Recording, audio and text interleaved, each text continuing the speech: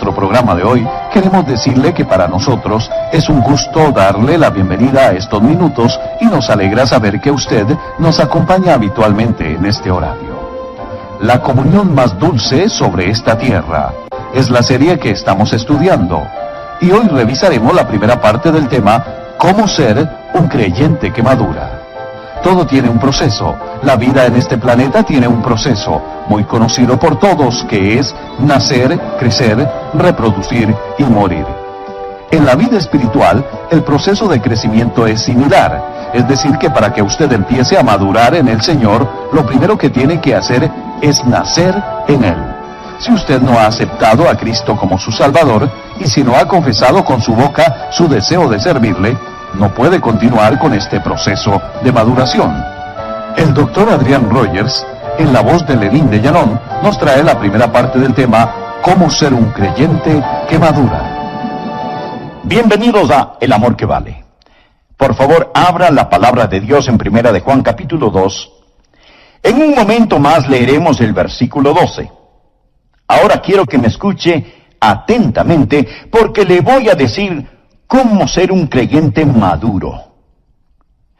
Puedo hacerle una pregunta franca y personal. ¿Es usted un creyente maduro?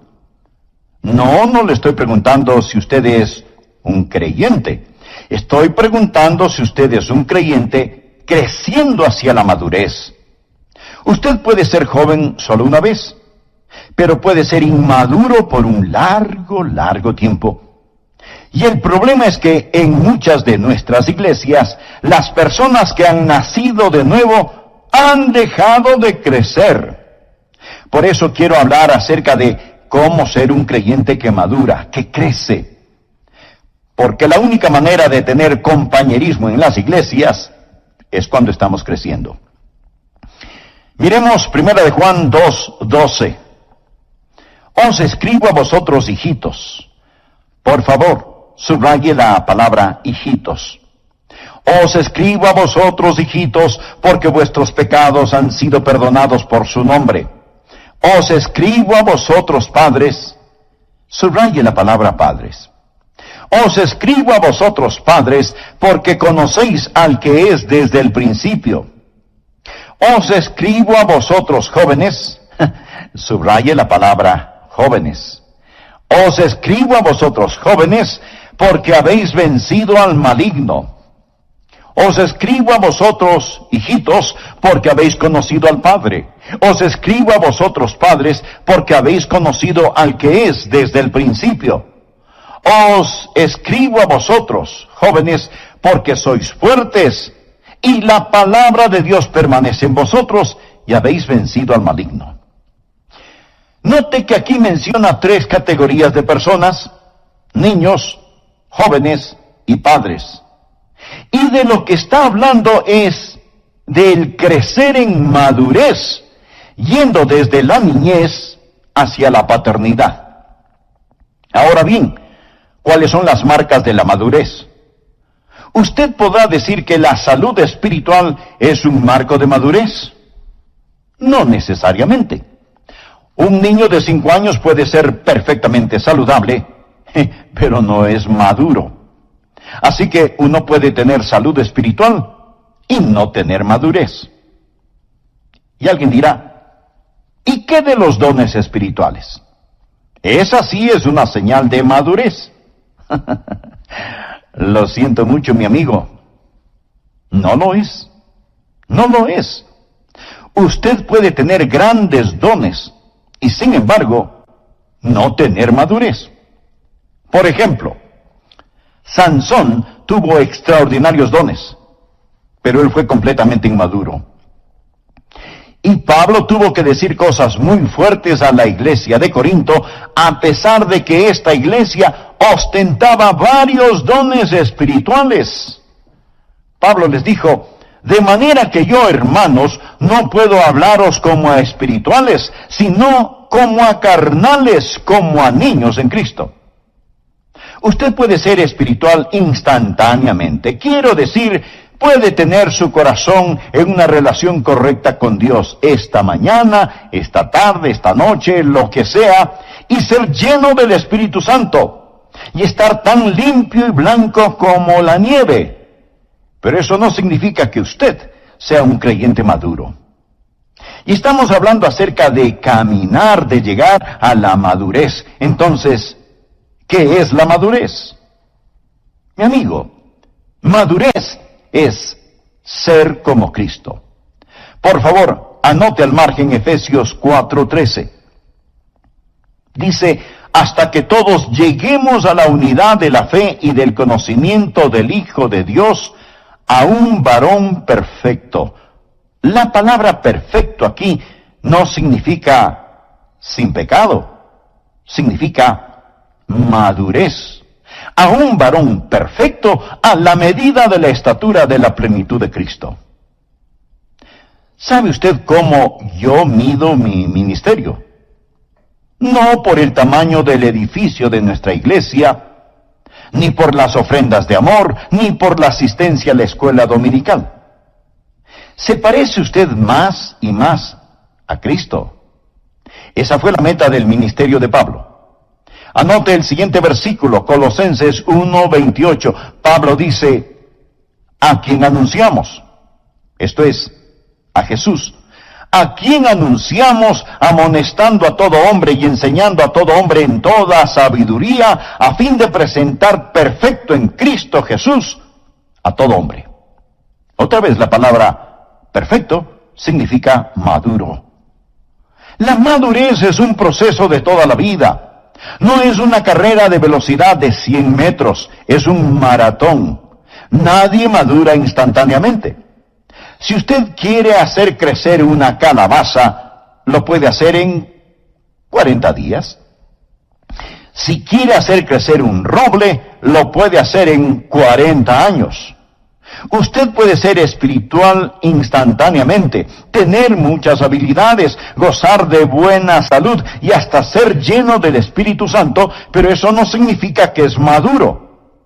Así que deseo enseñarle cómo alcanzar la madurez desde la niñez a la juventud y a la edad adulta.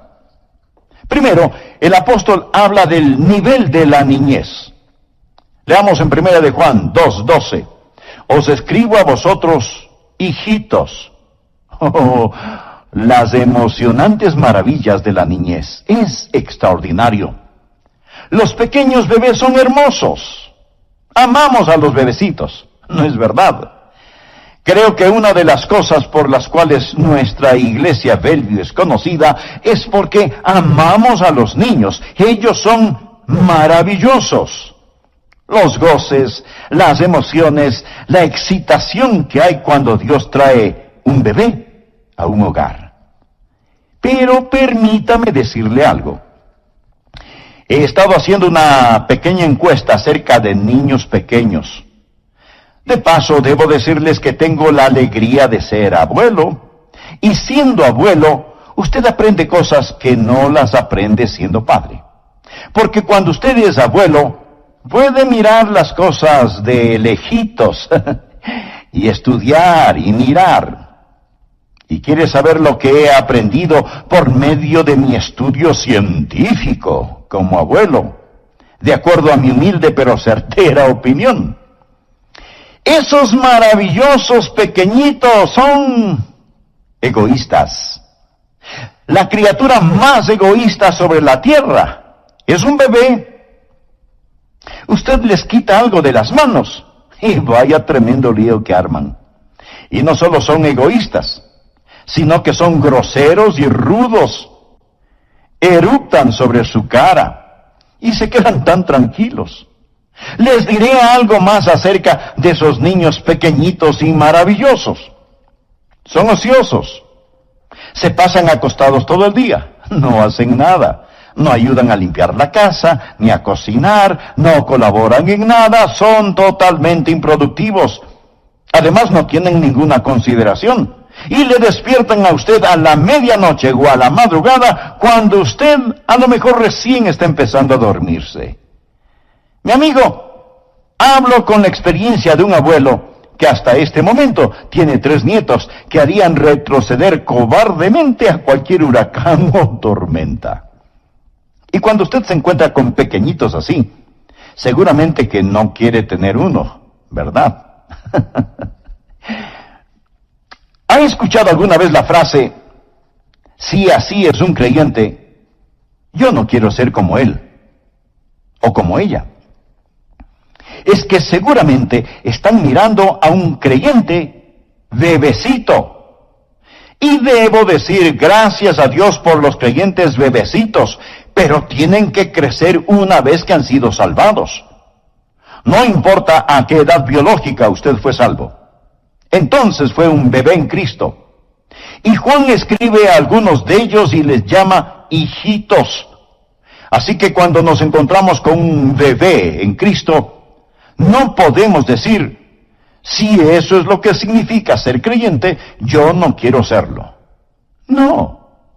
Debemos reconocer que hay bebecitos en Cristo y que ellos tienen que crecer. Solía pensar que una gran iglesia sería aquella en donde todos sus miembros fueran creyentes maduros. Pero esa no es una gran iglesia. Más bien, esa es una iglesia que está fracasando. Eso sería como decir que un hogar es muy bueno porque solo tiene personas adultas y no hay niños ni nietos. Ese no es un buen hogar. Gracias a Dios por la leche derramada, por los pañales sucios, por el alimento infantil en el piso. Gracias a Dios por los creyentes bebecitos, ya que necesitamos hacerles sentir como en casa, necesitamos amarlos. Y en un sentido, nuestra iglesia debe ser como una sala de maternidad. El problema consiste en que muchos se quedan demasiado tiempo en ella. Supóngase que vayamos a una de las salas cunas construidas solo para bebecitos y nos encontramos con un hombre de 40 años que está en una mecedora infantil chupándose el dedo pulgar y le preguntamos, ¿qué hace él allí? Y él nos contesta, hace 40 años solían dejarme aquí y me gustó tanto que decidí quedarme aquí por el resto de mi vida. Amigo, eso es lo que yo llamo desarrollo detenido. Y eso sucede a veces físicamente. A veces niños pequeños no se desarrollan físicamente, lo cual causa tremendo dolor en sus padres. Por eso tenemos en nuestra iglesia un ministerio especial para niños así. Y damos gracias a Dios por este ministerio. Pero amigo, cuando usted no es más que un enorme bebé, alimentándose todavía con lechecita, chupándose el dedo pulgar, sin crecer, sin trabajar, sin ser de utilidad, esperando que le sigan sirviendo, todavía egoísta, rudo, ocioso y desconsiderado, que Dios tenga misericordia de usted. Recuerde, usted debe crecer. Hay una niñez legítima, pero no es legítimo pretender seguir siendo siempre un niño. Pablo les dice a los creyentes en Corinto que a ellos no les falta ningún don, pero que no les puede hablar como a seres espirituales, sino carnales, como a bebés en Cristo, porque ellos estaban utilizando los dones espirituales como juguetes, no como herramientas. Ellos no habían entendido lo que significa el ser espiritual en el Señor Jesucristo. Así que lo primero que deseo que usted vea es la excitante maravilla de la niñez. ¿Qué es lo principal acerca de un nuevo creyente? Leamos nuevamente 1 de Juan 2:12. Os escribo a vosotros, hijitos, porque vuestros pecados os han sido perdonados por su nombre. Amigo, esa es la bendición de ser salvo. Gracias a Dios, mis pecados son perdonados. Estoy en camino hacia el cielo. Haberse salvado y que sus pecados son perdonados, amigo, eso es algo maravilloso. El primer nivel entonces es la excitante maravilla de la niñez. El segundo nivel es la triunfante guerra de la masculinidad. Leamos la segunda parte del versículo 13. Os escribo a vosotros jóvenes porque habéis vencido al maligno. Y la última parte del versículo 14 dice, Os he escrito a vosotros, jóvenes, porque sois fuertes, y la palabra de Dios permanece en vosotros. Ya no más botellitas de leche, sino fuertes batallas. Se han transformado en trabajadores y guerreros. Y me pregunto, ¿será usted un trabajador? ¿Será usted un guerrero? ¿Ha dejado de ser servido y ahora está sirviendo? ¿Cuántos de quienes me escuchan todavía exigen ser servidos? Usted no hace nada que sea de bendición para otros. Y hasta a lo mejor piensa que le hace a Dios un gran favor llamándose creyente. Vaya, tremenda necedad. ¿De qué sirve que usted haya sido salvado si no es un trabajador, si no es un guerrero, si no está en el campo de batalla? Y solo se contenta con decir, gloria a Dios que me ha salvado, aleluya, mis pecados han sido perdonados. Y allí se detiene, de allí no pasa. Cuando usted en realidad desea crecer, avanza hacia el siguiente nivel, en donde Juan dice que la palabra de Dios les ha hecho fuertes y han vencido al maligno. Algunos seguramente dirán, pastor, yo no le tengo miedo al diablo. Mi amigo, esa ni siquiera es la pregunta. La verdadera pregunta es, ¿tiene el diablo miedo de usted? Y quiero decir, ¿es usted un verdadero peligro para el reino de Satanás? ¿Ha vencido usted al maligno? La Biblia dice, resistid al diablo y huirá de vosotros. ¿Sabe usted lo que el diablo quiere?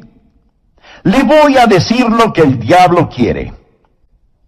Él desea que los campeones mundiales de fútbol se enfrenten con los niñitos de un jardín de infantes.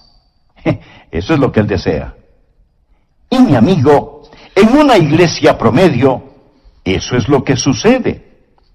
Él decide la jugada, y quienes van a enfrentar a los campeones mundiales son bebecitos, pequeños, débiles, que no saben absolutamente nada del juego. Y Satanás está en su día porque está peleando contra un ejército de niños, de bebecitos. Los jóvenes son fuertes. Ellos han vencido al maligno. ¿Se levanta usted victorioso o se queda como víctima? ¿Es usted el conquistador o el conquistado? ¿Permanece la palabra de Dios en usted? ¿Puede honestamente, literalmente decir que es un conquistador? Si no, usted no es más que un pequeño bebé. Bienvenido a la guardería. Pero déjeme decirle que su desarrollo detenido es una vergüenza para Dios. Ahora veamos el tercer nivel, la probada sabiduría de la paternidad, porque hacia allá es a donde Dios quiere conducirnos. Regresemos nuevamente a los versículos 13 y 14. Os escribo a vosotros, padres, porque conocéis al que es desde el principio. La idea de un padre es la de una persona que ha llegado a una sabia madurez. Él conoce, él comprende. Él se mueve más allá del construir y el batallar. Él tiene esta sabiduría, esta semejanza de Dios. La ha caminado con Dios por tanto tiempo que en su vida comienza a manifestar ese parecerse a Dios. Nos referimos a Dios como un Padre, nuestro Padre.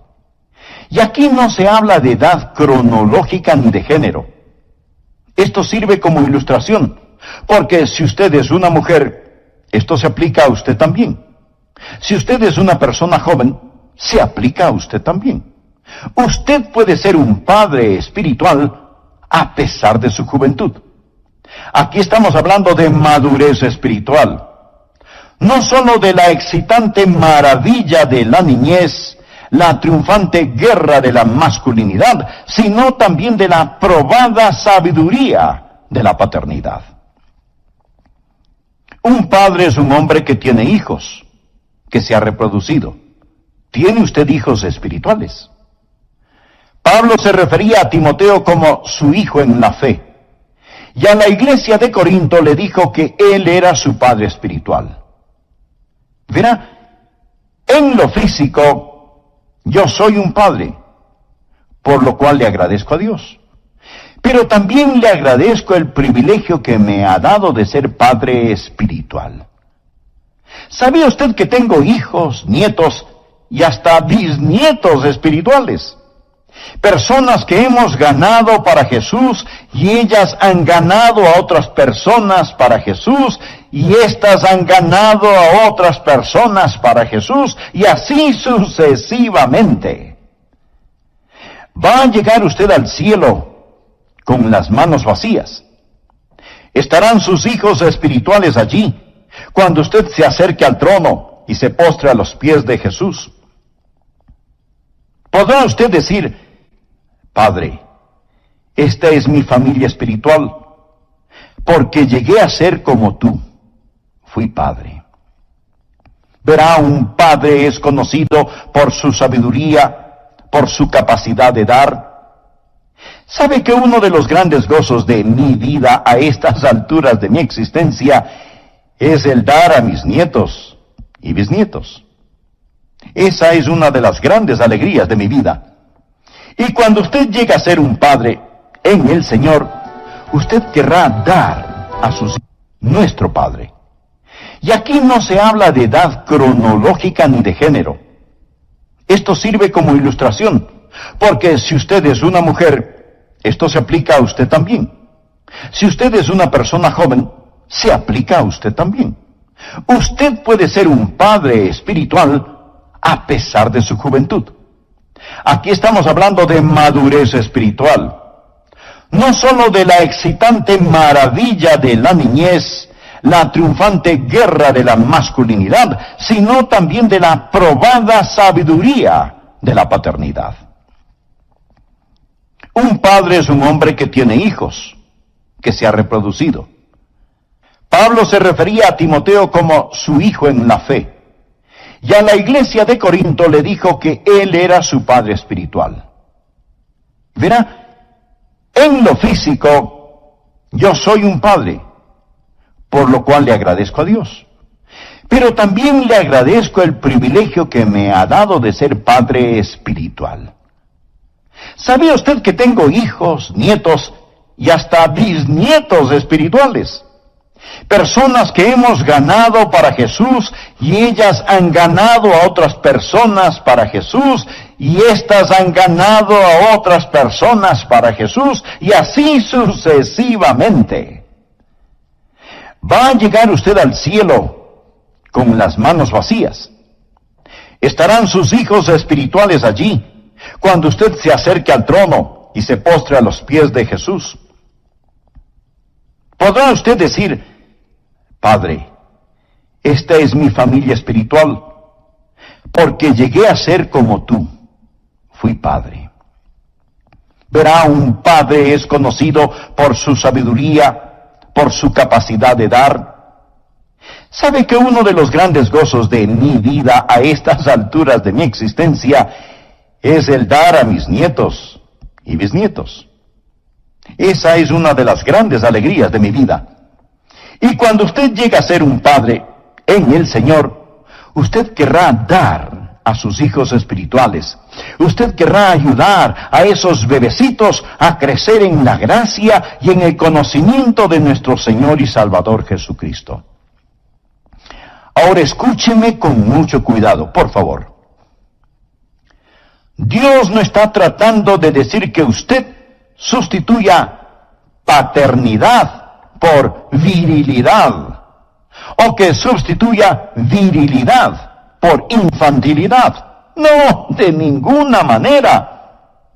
Un padre es la suma de todas estas cosas. Nunca pierda el encanto de la niñez. Y aunque la Biblia nos dice que debemos dejar de lado las cosas infantiles, también nos dice que debemos ser como niños.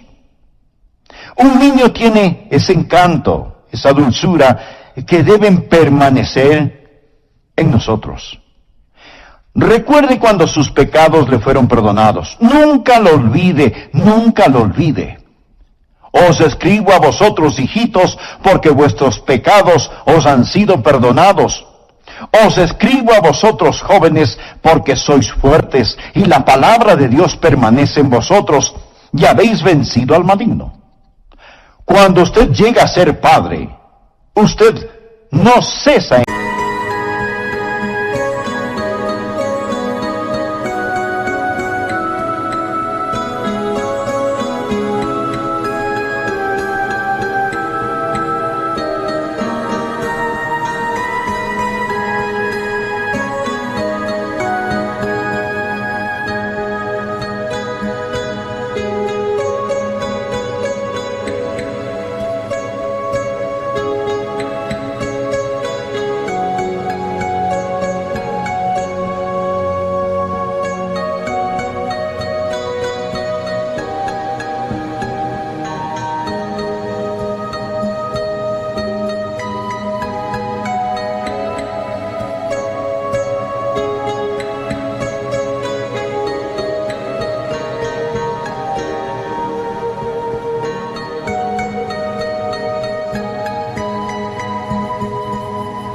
la batalla.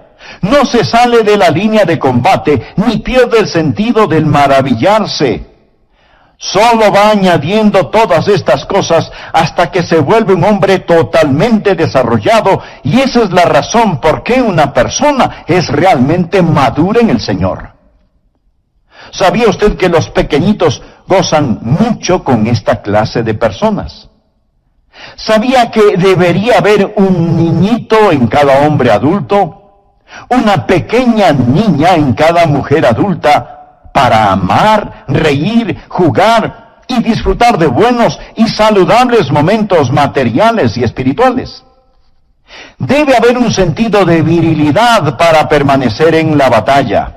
La palabra de Dios debe morar en usted.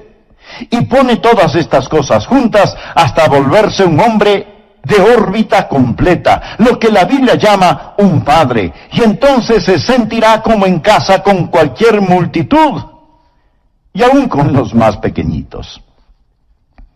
Los niños amaban a Jesús, venían y se sentaban en su falda, y los hombres adultos sentían lo mismo.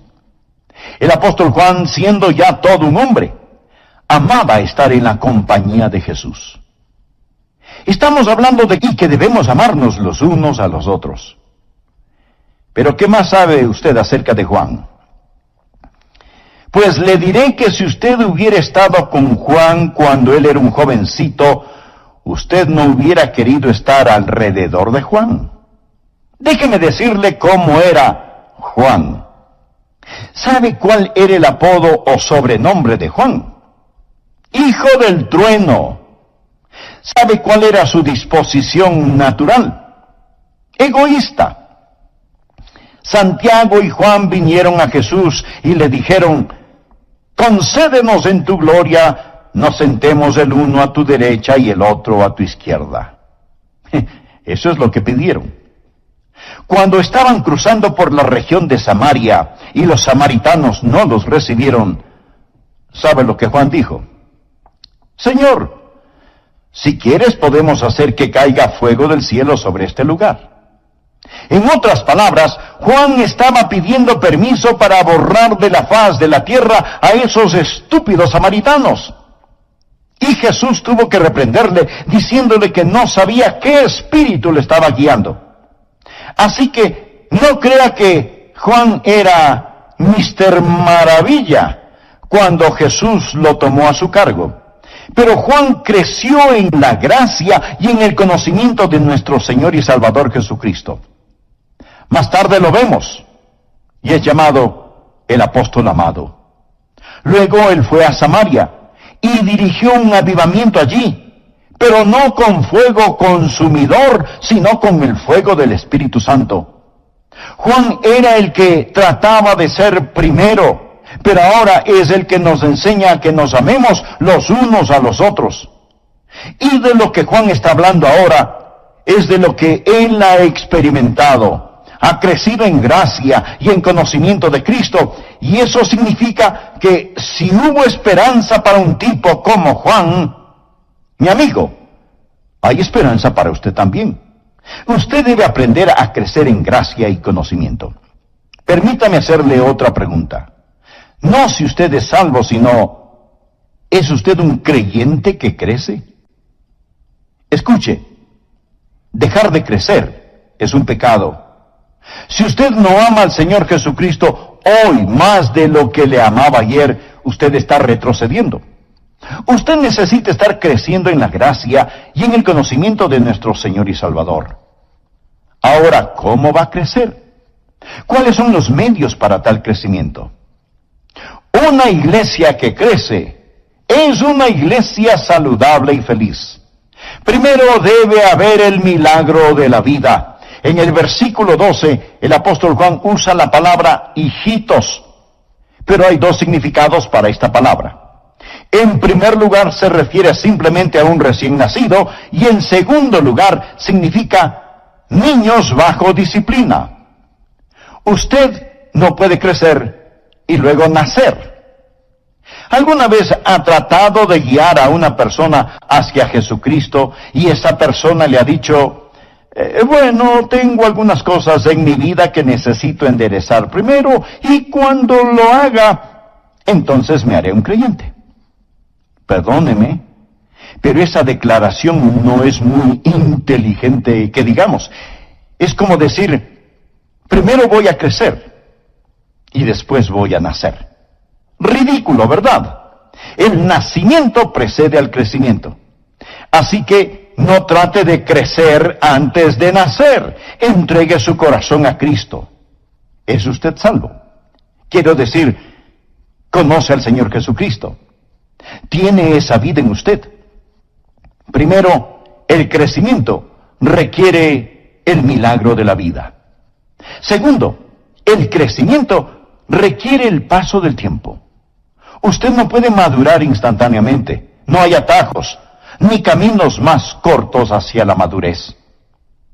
¿Sabía que un ratón llega a la madurez en 3 meses? Y que los perros y los gatos pueden reproducirse en 12 o 18 meses.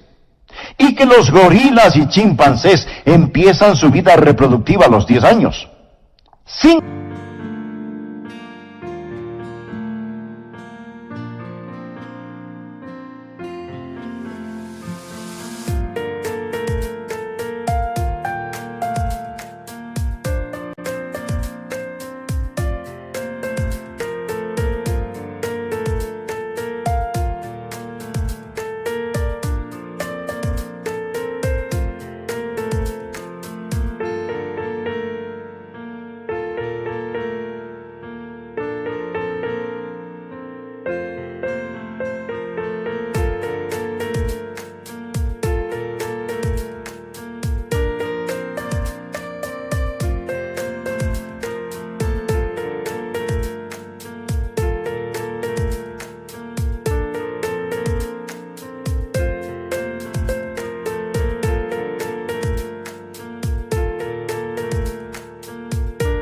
embargo, los seres humanos maduran y son autosuficientes en forma muy lenta, a pesar de que nos consideramos la especie inteligente.